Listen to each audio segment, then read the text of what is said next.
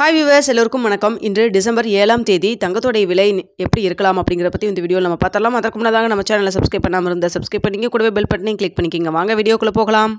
நேற்று நம்ம வீடியோ போட்டிருந்தோம். இன்றைக்கி எப்படி தங்கத்தோடைய விலை இருக்கும் அப்படின்னு சொல்லிட்டு, அதாவது குறைவதற்கான வாய்ப்புகள் இருக்குதுன்னு சொல்லியிருந்தாங்க. அதே போல் தான் இப்போவும் குறைவதற்கான வாய்ப்புகள் தான் இருக்குது. எவ்வளோ குறையும் அப்படிங்கிற பற்றியும் நம்ம சொல்லிடலாம். நேற்று நம்ம காலையில் போட்டிருந்த வீடியோ, அதாவது 6ஆம் தேதி டிசம்பர் 6ஆம் தேதி தங்கத்தோடைய விலை எப்படி இருக்கும்னு சொல்லி நேற்று போட்டிருந்த வீடியோவில் பார்த்திங்கன்னா கடைசி நேரத்தில் மாறிடுச்சு. அதாவது 50 ரூபா வரைக்கும் குறையதாக இருந்த நிலவரம் கடைசியில் ஒரு அரை மணி நேரத்துக்குள்ளே உங்களுக்கு டக்குன்னு இன்க்ரீஸ் ஆனதுனால கோல்டோட ரேட் அந்தளவுக்கு குறையாமல் 25 ரூபா வரைக்கும் தான் குறைஞ்சிருந்தது. இன்றைக்கி இப்போ வரைக்கும் பார்த்திங்கன்னா குறையும் முகத்தில் தான் இருக்குது. நேற்று மாதிரி சடனாக மறுபடியும் இன்க்ரீஸ் ஆச்சுன்னா கொஞ்சம் மறுபடியும் இந்த அளவுக்கு கம்மியாகாது. ஸோ இன்றைக்கி எவ்வளோ வரைக்கும் குறைவதற்கான வாய்ப்புகள் இருக்குது அப்படிங்கிறதையும் நான் சொல்லிடுறேங்க. இப்போது அதாவது நேற்று நம்மளுக்கு ரேட் ஃபிக்ஸ் பண்ணதுக்கப்புறம் ரொம்ப குறையும் அளவுக்கு இல்லைங்க, ஓரளவுக்கு தான் இருக்குது. நிக் டு நிக் தான் இருக்குது. நேற்று மாதிரி மறுபடியும் இன்க்ரீஸ் ஆச்சுன்னா அதிகரிக்க தான் செய்யும். ஆனால் இப்போ இருக்கிற நிலவரப்படி அப்படியே போச்சுன்னா கிராமுக்கு ஒரு 20 ரூபாயிலிருந்து 30 ரூபா அந்த ரேஞ்சில் குறைவதற்கான வாய்ப்புகள் இருக்குதுங்க.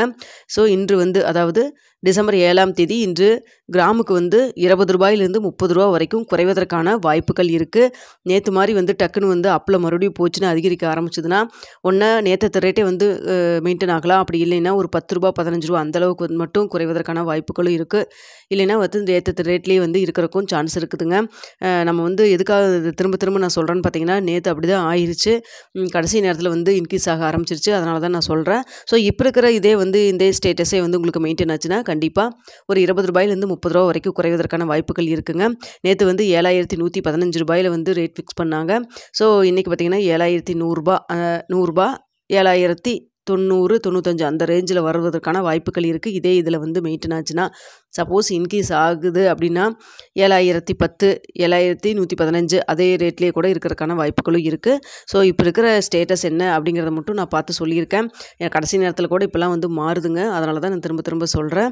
ஸோ இதே ரேஞ்சில் போச்சுன்னா கண்டிப்பாக குறைவதற்கான வாய்ப்பு இருக்குது. அது மட்டும் இல்லாமல் நிறைய பேர் 7000 ரூபாய்க்கு கீழே போகுமா அப்படின்னு சொல்லி கேட்குறீங்க. போகிறதுக்கான வாய்ப்புகள் இருக்குது. அதே நேரத்தில் இங்கே ரஷ்யா உக்ரைனுடைய போரும் போயிட்டுருக்குங்க. ஸோ அதையும் நம்ம கன்சிடர் பண்ணணும். சொல்லப்போனால் இந்த டிசம்பர் மாதம் ரேட் கட் இல்லைன்னு சொல்லி யூஎஸில் சொல்லியிருக்காங்க. அப்படி பார்க்குறப்ப நம்மளுக்கு கோல்டு ரேட் இன்னும் குறைஞ்சிருக்கணும்.